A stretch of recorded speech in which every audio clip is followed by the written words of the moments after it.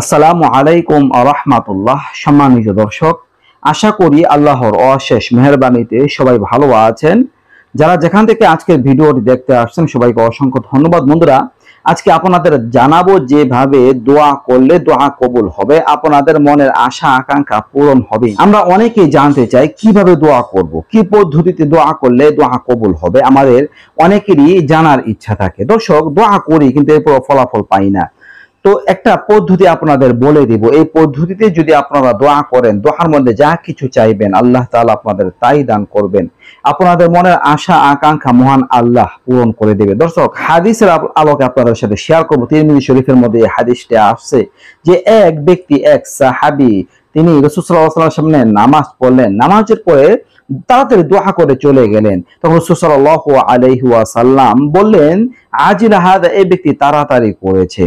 তখন আল্লাহ রাসূল সাল্লাল্লাহু আলাইহি ওয়াসাল্লাম বলতেছেন, যখন তোমাদের কেউ দোয়া করবে তখন দোয়ার মধ্যে যেন তাড়াতাড়ি না করে, দোয়া করার ক্ষেত্রে সে প্রথমে যেন আল্লাহর প্রশংসা করে, আর দ্বিতীয়তে যেন আমার প্রতি দরুদ পাঠ করে। তো দরুদ পাঠ করলে ওই দোয়াটা কবুল হয়। রাসূলের প্রতি যদি আমরা দরুদ পাঠ করি দোয়ার মধ্যে শুরুতেই, তাহলে দোয়াটা কবুল হয়। দর্শক, রাসূল সাল্লাল্লাহু আলাইহি ওয়াসাল্লাম বলে, এই লোকটা তাড়াতাড়ি করেছে। তাড়াতাড়ি করেছে মানে সে আমার প্রতি দরুদ পড়তে পারে না, এগুলো না পড়ে কোনো রকম দোয়া করে চলে গেছে। এরকমটা দোয়া করা উচিত না।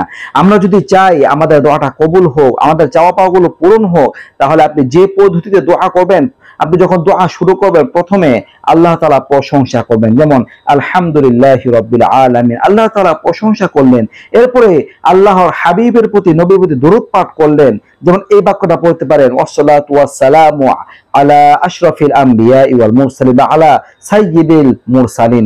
এইরকম দরুদ পাঠ করতে পারেন। তো মোনাজাতের শুরুতে আল্লাহ তাআলা প্রশংসা করা আর এরপরে দরুদ শরীফ পাঠ করা, যদি আমরা এগুলো করি তাহলে দোয়া কবুল হয়। দোয়ার মধ্যে আপনি যা কিছু চাইবেন সেগুলো আল্লাহ তাআলা পূরণ করে দিবেন ইনশাআল্লাহ। আমরা অনেকে অবহেলা করি, অবহেলা করব না। আরো একটা নিয়ম হচ্ছে যে আমরা যখন দোয়া করব, মোনাজাত করব, প্রথমে আল্লাহ তাআলা প্রশংসা করব, আর এরপরে নবীর প্রতি দরুদ শরীফ পাঠ করব, আর শেষ দিক দিয়ে প্রথমে নবীর প্রতি দরুদ শরীফ পাঠ করব, আর শেষে আল্লাহ তাআলার প্রশংসা করে এরপরে দোয়া শেষ করা। এটাই হচ্ছে নিয়ম। তো এই নিয়মটা পালন করার জন্য আমরা যে বাক্যটা পড়তে পারি সেটি হচ্ছে, সুবহানা রাব্বিকা রাব্বিল ইজ্জাতি আম্মা ইয়াসিফুন ওয়া সালামুন আলাল মুরসালিন ওয়ালহামদুলিল্লাহি রাব্বিল আলামিন। এই বাক্যটা পাঠ করার দ্বারা আমরা মোনাজাতটা শেষ করব।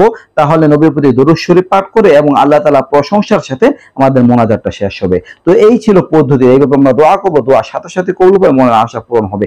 আশা করে বুঝতে পারছেন। কেমন লাগলো ভিডিওটা অবশ্যই কমেন্ট করে লিখে জানাবেন। নিত্য নতুন আরো ভিডিও পেতে সবাই পাশেই থাকবেন। আজকে এই পর্যন্ত। আসসালামু আলাইকুম ওয়া রাহমাতুল্লাহ।